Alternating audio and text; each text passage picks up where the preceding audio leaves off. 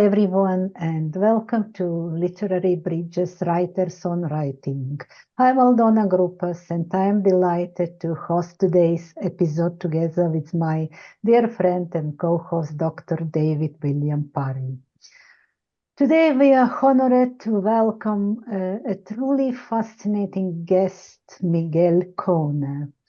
A writer, voice-over artist, and the host of the influential podcast Aeon Byte. I'm sorry for my pronunciation, dedicated to exploring Gnosticism, myth, and the hidden layers of human consciousness. Miguel is the author of several books and many articles, including the Occult Elvis and Voices of Gnosticism. And his insights have inspired readers and listeners around the world. He has appeared on platforms such as the Duncan Trussell Family Hour, New Thinking Aloud, Coast to Coast, Dreamland with Lace Strieber, and the Gnostic Countercultures Conference at Rice University. As a voiceover artist, he has narrated well-known audiobooks such as The King in Orange, Blueprints and of Mind Control, the 35 missions over Japan. Miguel, we are delighted to have you on Literary Bridges. Welcome to the show. Thanks for having me on. Really appreciate it. Hello, David. Well, I mean, it's hard. I mean, you've given a very good CV.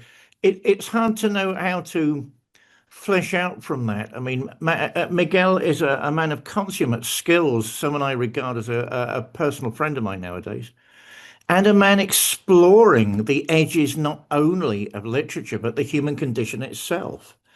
No mean feat in anybody's books. I mean, this is, I don't know, I imagine he's used to shows like this nowadays. Forgive me for addressing you in the third person, Miguel. You know, I mean, this is a book, you know, this is a show about books. It's a show about writers talking about writing, the problems they have, the vicissitudes, and dare I say, as I said a minute ago up here, the archons getting in the way of real discourse. For those who don't know, the archons are, Miguel and I both think, more than theoretical entities. I mean, no matter how you want to see them, negative energies that interfere. I mean, maybe that in their own terms they're not negative. In our terms, they tend to be. They interfere with the smooth processing of the universe, of the world, of our particular situations. So think of the Freudian id, if you want, but, you know, horrible things bubbling up from the id, or think maybe in more traditional terms of negative energies interfering. Are we going to have that on this show? I sincerely hope not, because we've got quite a few books to talk about. Aldona, you have some questions ready. Yes. Miguel, could you begin by telling us how your journey into Gnosticism and alternative spirituality began? I don't think it has a beginning or an ending. I think I've been doing this for millennia, for lifetimes, ever since the undivided unconscious decided to explore itself. But here in this world, I've always been a person interested in, storytelling, narrations, and as Stephen Heller, Bishop Stephen Heller once said, which I'm sure David knows well, every serious artist is already half a Gnostic. Once you go into exploring the depths of the unconscious and the human condition, which all writers do, you're going to hit some Gnostic themes, simulated realities, what makes a human human, the nature of evil, and so forth. Doesn't mean that these writers will become bona fide Gnostics, but you do hit those themes, and I kept doing that throughout my life.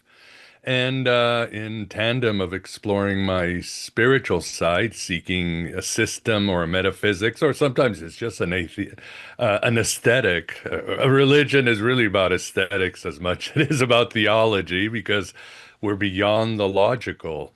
As Jung said, the greatest truth is the same with the absurd, and sometimes it's just dressing up and going through the motions. So Gnosticism worked for me. Its ideas of understanding the meaning of life, the nature of evil and suffering, and all that. It just worked for me. So in my mid to late 30s, I just began to embrace it. And of course, like any other tradition, it has plenty of holes. It's not for everybody, but for me, it's worked as, again, philosophy and aesthetic, an artistic fuel, and so forth. Okay, thank you. David, would you like to ask something? Well, I mean, people who know me know I've got to go for the jugular immediately. Miguel, hey, it's an old clergy thing. Miguel, oh my God, all this stuff about Elvis, my heavens.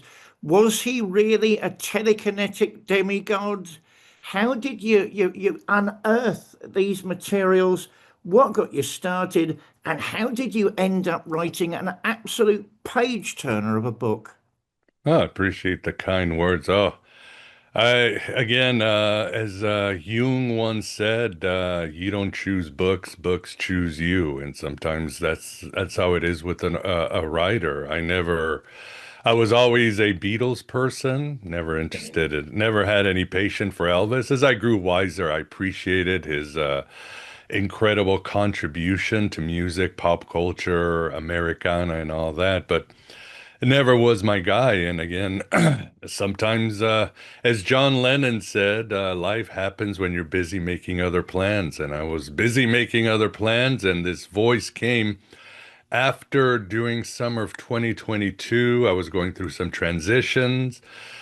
I went to Portugal to do ayahuasca ceremonies with my uncle at the Santo Daime Church in Lisbon, outside of Lisbon, and during that ceremony, I died several times, and, I'm sure David knows the idea of the mystery school. You go down into hell. Jesus went down to hell for 3 days. The shaman goes to the spirit world, gets torn up like Osiris. Freemasons have the coffin ritual, blah, blah, blah. But that happened with me with ayahuasca. Sometimes I think I'm still dead because I was thrown deep into the depths of Hades. But I came back and then, thought I'd enjoy the rest of my vacation. But this voice came to me out of nowhere, and these synchronicities about Elvis came out of nowhere. And the voice kept getting harder and stronger, and it started affecting my health, my sleep. I couldn't listen to anything but Elvis songs that fall. I wish I could say it was wonderfully inspiring, but these things, whether you're Paul falling down from the horse or Muhammad being visited by the angel, not that I'm in any level, they take their toll. And eventually I said yes. And I sat down on a cold February winter day, only read one bio, watched the Elvis movie, and had some information. And I had, heard and read about his occult leanings, but dismissed it as typical Hollywood rock stars, eccentricities. But with very little information, I sat down and started writing this book. And 3 months later, it was there. It came out of me. I mean, it was channeled, or as I like to say, I became quantum entangled with this being, this voice, which was autonomous. He didn't have a Memphis accent, but it was an autonomous voice, and told me to write this book. And here I am, just a servant. It's taken its toll. I don't hope it for any other human being, but when the gods call, they call. And if you don't answer, things will be far worse. It's kind of like they decide, do you want pain or do you want more pain? You decide which level of pain, how I'm going to destroy your life. Is this quote by Charles Bukowski keeps popping in my head. Do what you love and let it kill you. And that's where we are as writers, right? That is the answer of a visionary writer. I expected nothing less of you. Charles Bukowski, incredible poet, is a huge influence on me as well. Sometimes you get the very unexpected in him. I remember one of the lines in one of his more degenerate poems, and that's said with love in his case. The gods are waiting to delight in you. And, when you come across lines like that in a poem of his, of course, a man who was on the FBI watch list for degeneracy, Very unfair, very unfair. I mean, that startles it, it revives it, entices it, excites. I mean, exactly as your book on Elvis did to me. I mean, I agree with that. I mean, I didn't know you were a Beatles boy. That's very, very good. Um, Not um, anymore. well, I mean, yeah, I bet there's still a leaning somewhere. I mean, I must admit, when I first heard of your book, a big grin formed on my face. Not because I didn't think you'd pull it off brilliantly. That was taken as read. I knew you would. But it was just the British have this thing about, is there anything Elvis can't do? So it just, it You just, found out. it was like, oh my God, now he's an occultist as well. Um, I remember hearing Queen. I remember hearing about Queen and their interests in Zoroastrianism and thinking, oh my God, again, like you, Hollywood gobbledygook. And then being told very sharply by somebody, Freddie Mercury's actually practicing Zoroastrian.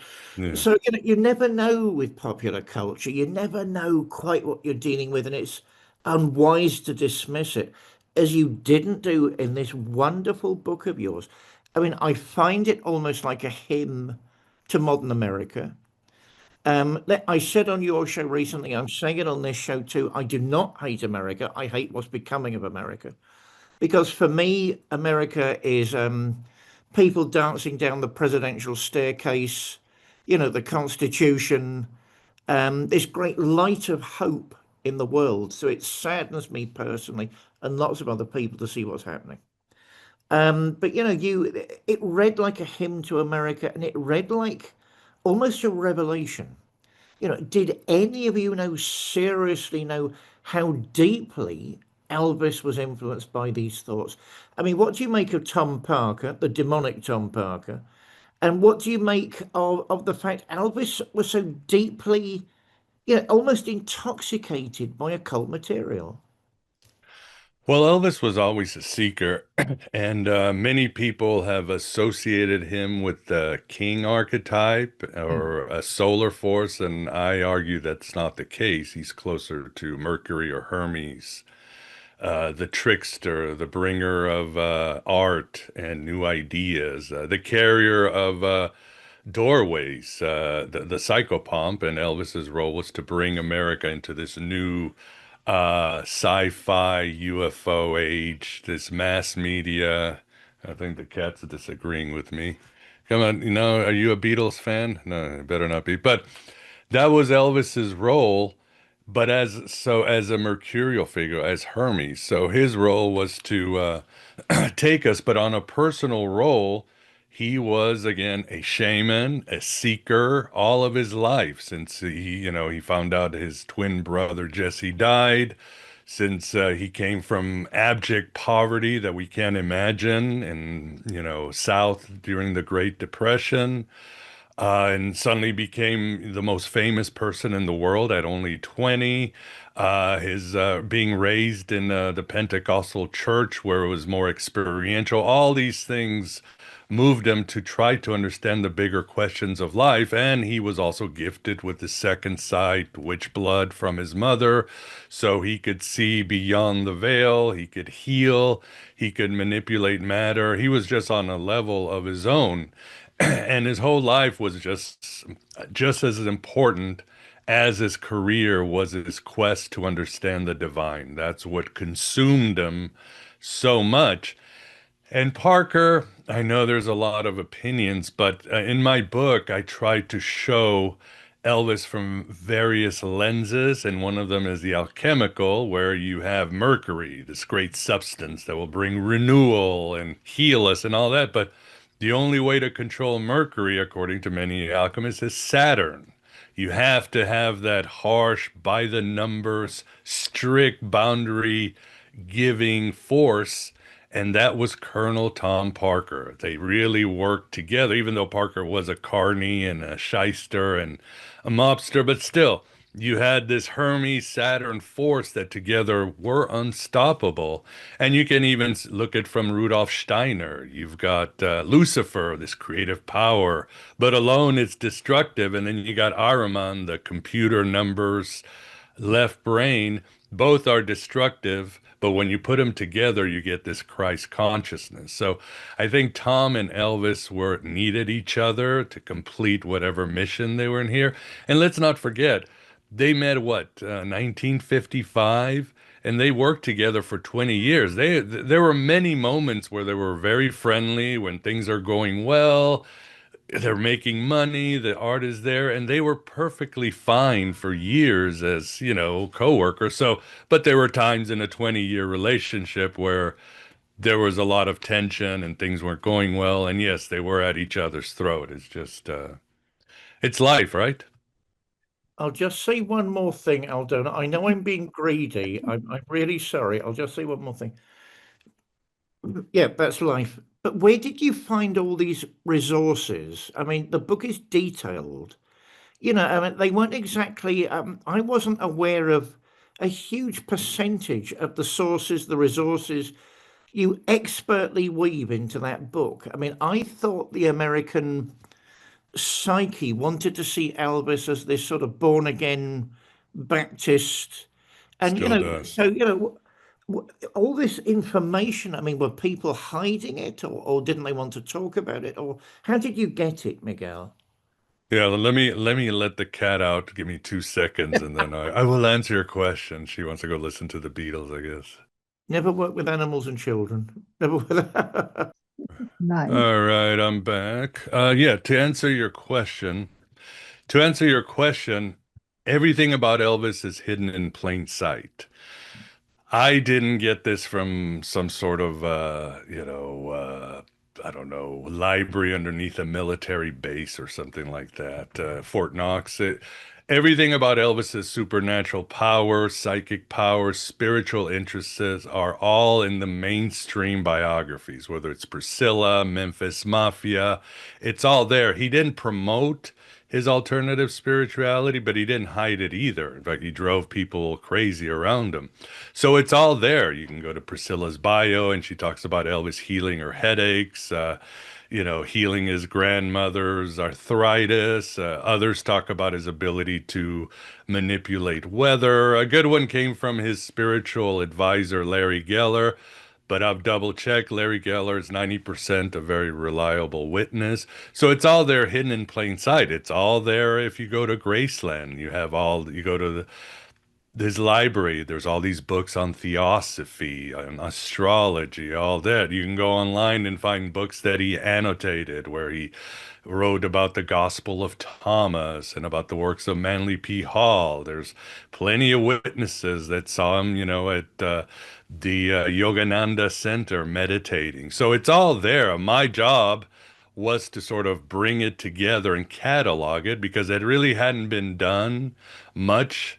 There's a book by Gary Tillery, The Seeker King, but that came out 2014, and more stuff has come out from Ginger Alden's biography, other biographies that really show how much. And so that was my job, and I thought, well, I'll just catalog it, it'll be useful. But then, of course, all these ideas, how to understand Elvis from a higher metaphysical level, from a Jungian level, from Steiner, from alchemy, from Alcoholics Anonymous, and try to understand the impact of what he had in this world and why he self-destructed in the end. And I give different viewpoints to sort of give everybody this idea of who I call the America's magician or America's shaman.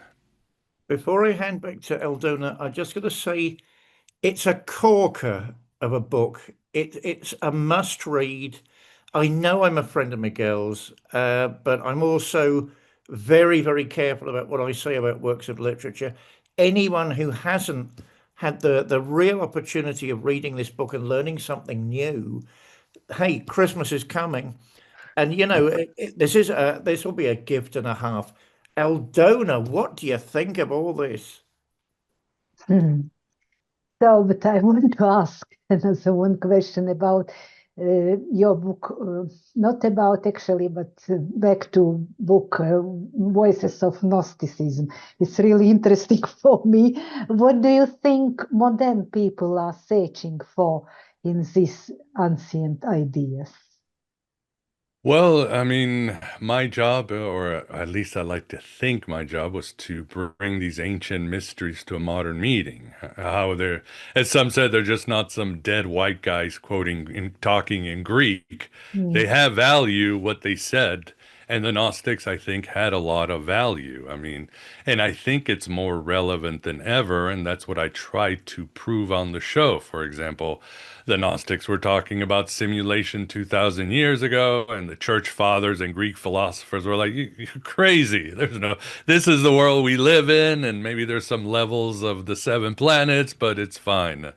The Gnostics were talking about the dangers of technology as they were talking about the Nephilim and the gifts that were given, false paradises. They were talking about, are we being controlled by denizens of the stars? They were asking the deep questions of what it is to be human and how we humans are deeply layered, multidimensional beings, which really, again, was ahead of the curve. That's why Jung said the Gnostics really understood the secrets of the soul. They understood that the journey was inner, and it was a long journey through different dimensions of inner dimensions of who we are, and we must mine this self-knowledge. So all these things I think are relevant today. I mean, they're universal, but I think in the 20th and 21st century, they are relevant. And of course, again, you see that by individuals who really change culture using Gnostic ideas. And, Elvis is one. Next year, I've got my book on David Bowie, hugely influenced by Gnosticism, but we can go with Philip K. Dick, William Burroughs, C.G. Jung. I mean, so many others that really made a difference in our culture and were directly mining these secrets of these ancient heretics. very interesting, really. I didn't know it. And by the Oh, and way, even more. I mean, even in American culture, as many have noted, um, Herman Melville, Moby Dick and other works, he was tapping into Gnostic mythology. And you can go with other greats in literature. What's his name? Frost. Oh my God, what's his Oh, first name? Robert Frost. Robert Frost. Robert Frost, big into Gnostic. He even has a poem called The Demiurge's Laughter. Cormac McCarthy, probably some say the greatest American writer, very much influenced by Gnostic ideas. Obviously, on the other side of the pond, we can look at just England's poet, William Blake, a hugely influenced by Gnostic ideas. So these are very powerful ideas, and they have influenced great figures in literature, and these figures in literature have influenced human history. Yeah. yeah. And how do you balance storytelling with research when you create your work? Well, I try to make everything storytelling, whether I'm doing marketing or creating videos or a podcast introduction, because, Mhm. as we all probably know, human beings, our minds have not changed in ancient times since linear language came into our lives and other sciences. We still are beings of stories, of patterns, of images and symbols. That's what affect us. That's why today people don't listen to facts. They'll listen to stories. And I think that's, I try to weave it in everything you do because I think, as Doctor Who famously said, atoms are, human souls are not made of atoms, they're made of stories. And I think he's right. Yeah. Well, let David? me just dive in. Yeah, I mean, I think there's a certain modesty there. I mean, I know you as a person. I think you're quite a modest person and a very gifted person. I mean, I sense, I accept the fact that there's a unique energy to your Elvis book. I accept that. But I couldn't help noticing a sort of gradual evolution in what you've done before leading to that. I mean, how, as a writer, do you see your earlier materials helping you to compose that particular book?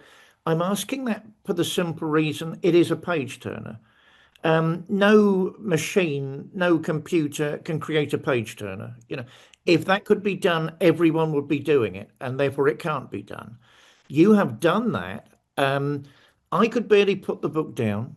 It was revelation after revelation after revelation. It was fun to read, excuse me, it was exciting. But that sort of thing doesn't come out of nowhere. How did you develop those skills, Miguel? Well, as they say, sometimes anything you do, you realize you've been led to this moment to do it. All the bad things and good things in your life, doesn't matter how old are you, where you are.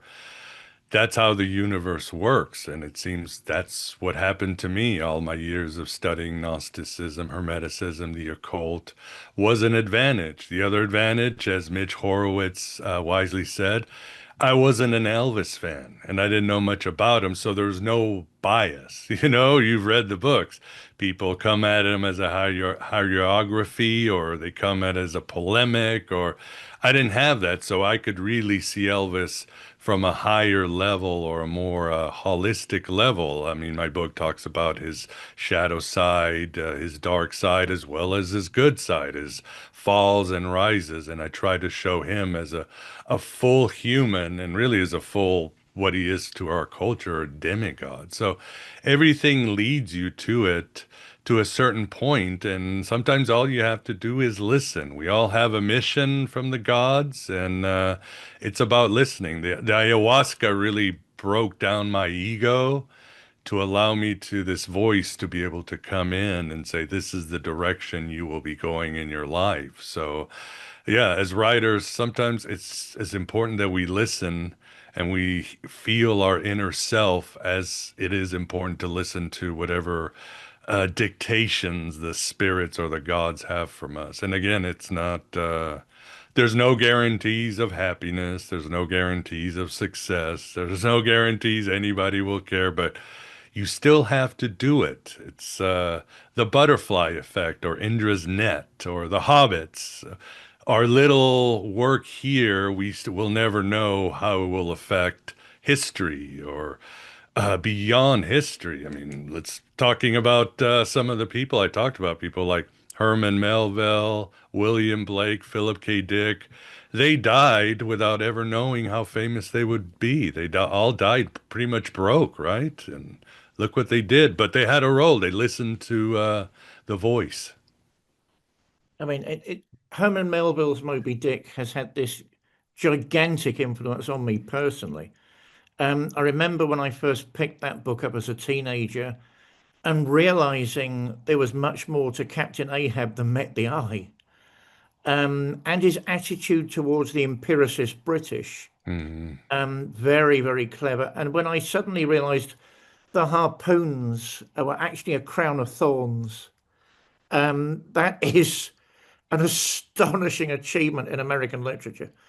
Um, is there going to be a sequel, Miguel? Not because you've left any stone unturned, but because for me, you sort of said, okay, this is the end of Elvis as a physical presence amongst us. But you imply, you know, that not only spiritually, not only mentally, not only artistically, his influence goes out and out and out like ripples in a pond. I mean, are you planning a sequel at any point, and do you think that's necessary?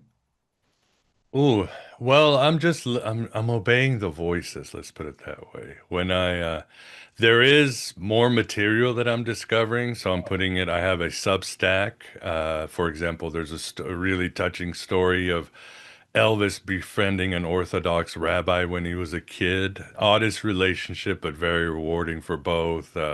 Other things are coming out and will continue to coming out as people, dig into his archive, and other people come up with confessions or stories. So Elvis will continue. He's never stopped. He will continue revealing himself to the world. I mean, my kids are Gen Alpha, and there's very few artists from the old days that they know. They don't know the Beatles, they don't know Rolling Stones, but who do they know? They know Michael Jackson, Madonna, and Elvis. They will play those three. That's how enduring. And Elvis came out in the 50s. That's how they know him by name. They know him when he looks, even before I started writing the book. So Elvis is a living force, an egregore come alive. So I'm not worried, but if he has orders, I'll take them. But after I was done with the book, I was like, okay, my 15 minutes of a biographer are over. I want to move on to other things. But another voice came, and this voice was Elvis 2.0. I was like, who could be Elvis 2.0? And I was like, oh my God, it's David Bowie.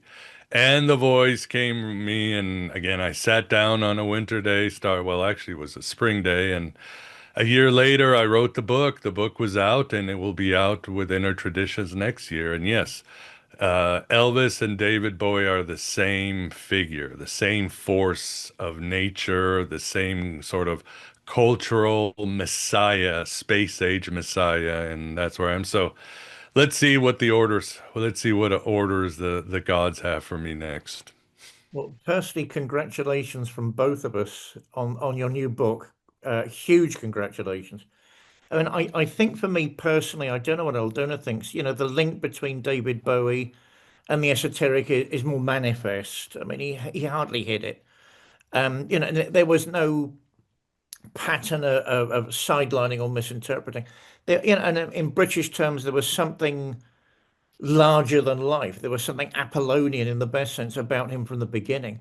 I mean, I was saying to Aldona off air before we all got together that, you know, there was a lot of his stuff is actually put into store nowadays. People remember the very, very popular stuff, and why not? Because it's so good. But some of the really searching intellectual stuff, certain powers that be, the archons are back again, do not want discussed. You know, but with Bowie, I mean, my heavens, what a wonderful book to have written again. I'm droning on, Aldona. As usual, Miguel's overwhelming me and charming me. What have you got to say about all of this?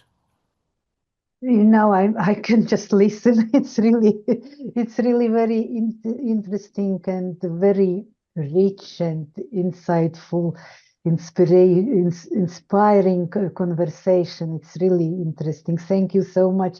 Actually, you answered on all my all my questions. Yeah, and about your new project and books you already told. Yeah, thank you so much, Miguel, for this inspiring conversation. Really, your work shines and the light on myth, consciousness, and it has been a joy to speak with you today. Thank you so much.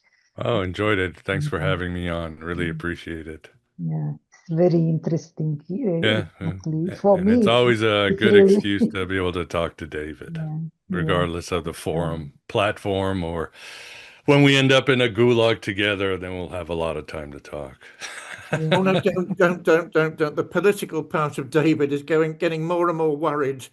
Let's hope that we can dispel those negative energies, and I look forward to engaging with you a lot more in 26.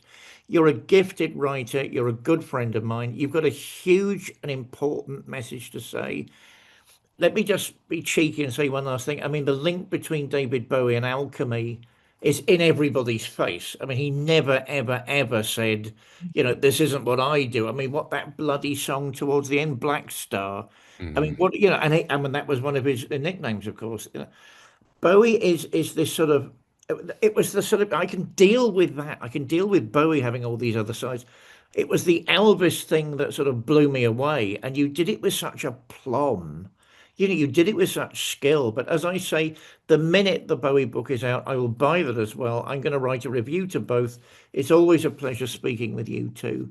And Yeah, and even the Black Star. Elvis and Bowie knew of each other, and they were winking at each other. Black Star, where did he get it from? Elvis has a song called Black Star, came out in 1960, and he says, every man has a black star, and when you see the black star, your time has come. And Bowie, that's why he wrote it. It was his way. And Bowie knew both Elvis and Bowie knew exactly when their time was coming. So, and you'll read it in the book. So they were really two Hermes having fun with this absurd human reality. What a wonderful show this has been, Aldona. My heavens. So. Exactly, yeah. I will buy book as well to read this. It's really interesting. I didn't expect that it will be so interesting. Fair young lady, I told you. Yeah. Oh yes, you told me before we started. Yeah. Thank you, David, for another one meaningful dialogue on literary bridges. Yeah. And to our viewers, thank you for joining us. And if you enjoyed this episode, please like, share, and subscribe for more conversations with remarkable writers, thinkers, and creators. And until next time, keep reading, keep reflecting, and keep building your own literary bridges. Thank you so much. David, would you like to tell something? Are we still on air? Yes. Merry Christmas. The clergy bit of me can't forget the time of year. I've been given my Christmas gift from Miguel, this incredible conversation. I've been given my Christmas gift from Aldona. We've got plans 2026 to develop the show even further, including a possible conference. We're in current negotiation with Creative Scotland to put on an Anglo-Baltic and Anglo technicalities, however we decide to phrase it, a meeting of writers from across the new and the old Europe, and maybe even a young American. You never know, because it depends what they say about our finances. So, because I would love Occult Elvis discussed at that conference. So we will see what happens. Keep watching this space. Keep following the show. This is an experimental project for writers talking about writers. If you find that of any interest at all, watch this space and join us again in the new year. Yeah. Thank you. Thank you very much. That's all I have to say. Thank you. Thanks a lot, and see you next time. Bye.